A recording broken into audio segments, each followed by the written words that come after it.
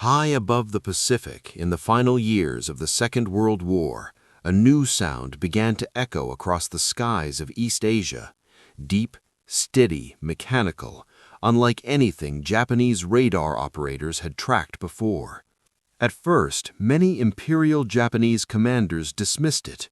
Reports described a massive American bomber operating at extreme altitudes, far beyond the comfortable reach of most interceptors.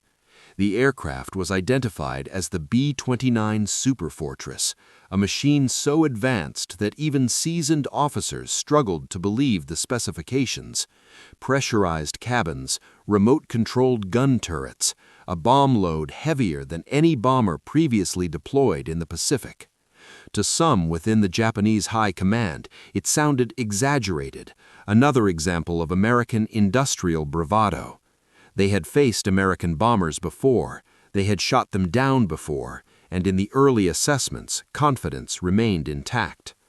When the first B-29 raids began staging from bases in China in 1944, results were inconsistent. The distances were enormous, weather unpredictable, and mechanical problems frequent. Japanese observers noted scattered bomb impacts and limited destruction. Anti-aircraft batteries fired upward defiantly, and fighter pilots from units flying the Mitsubishi A6M0 climbed to intercept, reporting that the massive bombers appeared slow and vulnerable when isolated. In briefing rooms, some commanders spoke with restrained optimism. The Americans, they believed, were experimenting, testing a weapon not yet perfected. There was even quiet mockery. A bomber so large must be clumsy, a machine so complex must be fragile.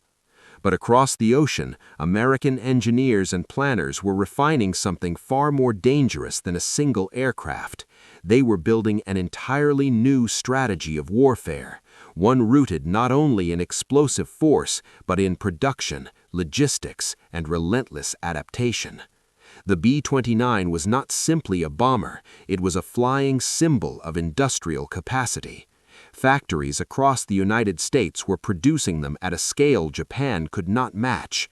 Each aircraft required thousands of workers, miles of wiring, precision engines, and advanced metallurgy. Yet they continued to roll off assembly lines in growing numbers. Everything changed when American forces captured the Mariana Islands, Saipan, Tinian, and Guam. Suddenly, the distance to the Japanese home islands shrank dramatically. Massive airfields were carved from coral and volcanic soil with astonishing speed. Runways stretched long enough to launch the heaviest bomber in the war fully loaded. Fuel depots multiplied, maintenance hangars expanded, the logistical chain solidified. And now, the B-29 could strike Japan directly, repeatedly, and in force. The first high-altitude raids from the Marianas in late 1944 were still conducted with precision bombing doctrine in mind. American planners aimed at factories, aircraft plants, steelworks. Yet something unexpected complicated these missions: the jet stream. Powerful winds at high altitude carried bombs off target, scattering them across industrial districts and residential neighborhoods alike. From Tokyo's command centers, reports once again suggested that American bombing lacked accuracy. Damage assessments, though serious, were not yet catastrophic. The belief persisted that Japan could endure. Then, command shifted. Major General Curtis LeMay assumed leadership of the 21st Bomber Command and began questioning the assumptions behind high-altitude precision bombing over Japan. He studied weather patterns, urban density, and the vulnerability of Japanese cities, many constructed largely from wood and paper. He reached a grim conclusion: fire, not high explosives, would break Japan's industrial backbone. War production in Japan was not confined to massive centralized factories. It was dispersed into thousands of small workshops embedded within civilian neighborhoods. Destroying the cities themselves would mean destroying production. In March 1945, the strategy changed decisively. On the night of March 9th, hundreds of B-29 Superfortresses lifted off from the Mariana Islands under cover of darkness. This time, they flew low, far lower than before, sacrificing some defensive altitude for accuracy and concentration.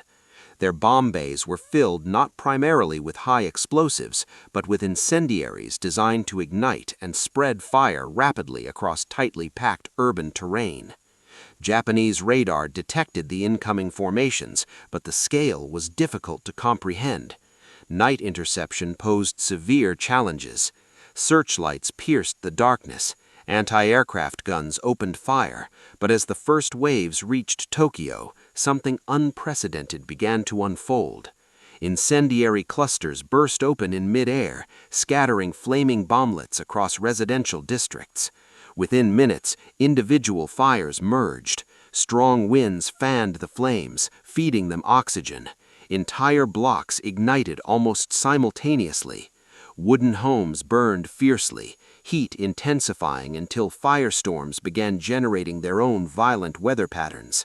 The temperature rose so high that asphalt softened and metal warped. Civilians fled through streets transformed into corridors of flame.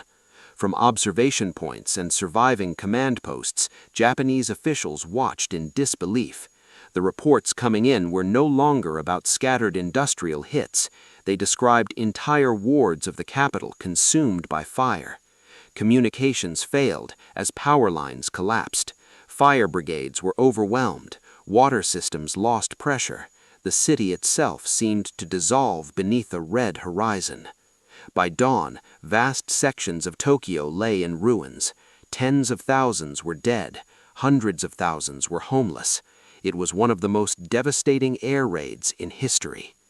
The reaction among Japanese commanders shifted from dismissal to alarm. The B-29 was no longer an experimental nuisance. It was a strategic weapon capable of annihilating cities in a single night.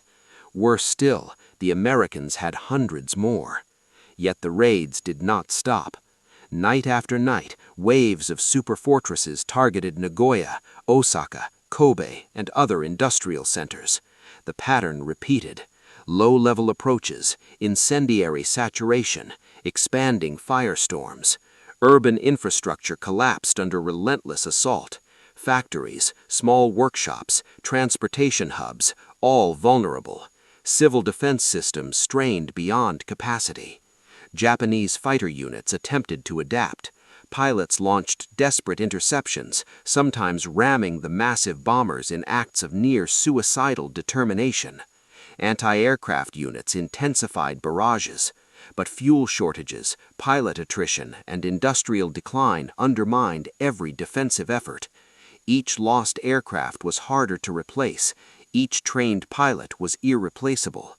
Meanwhile, American production accelerated. New B-29s arrived continuously from the United States. Replacement crews trained methodically. Damaged bombers were repaired swiftly on vast island airfields. The scale of operations resembled a conveyor belt of destruction, organized, supplied, relentless. Within Japan's leadership circles, private conversations grew more urgent. The assumption that homeland defenses could hold indefinitely began to fracture. Intelligence officers reported industrial output falling sharply. Transportation networks struggled under constant attack. Civilian morale eroded as entire neighborhoods vanished overnight. What made the realization more devastating was its clarity. This was not a single overwhelming blow. It was systematic dismantling. The B-29 had evolved from a subject of skepticism into a symbol of inevitability. In earlier months, some commanders had laughed at reports describing its size and complexity. They had believed American technology was overstated, that the distance across the Pacific served as a natural barrier. But geography had been conquered by logistics. Distance had been defeated by airfields carved into coral islands, and technology had matured into doctrine. By mid-1945, smoke from repeated raids darkened skies that once symbolized imperial expansion.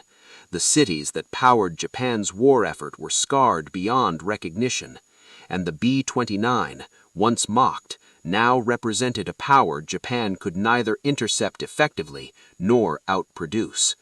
The psychological shift was profound. War was no longer confined to distant battlefields in China or Pacific Islands. It had arrived directly above the home islands with mechanical precision. And as each new formation appeared on radar screens, there were fewer illusions left to protect. The laughter had faded.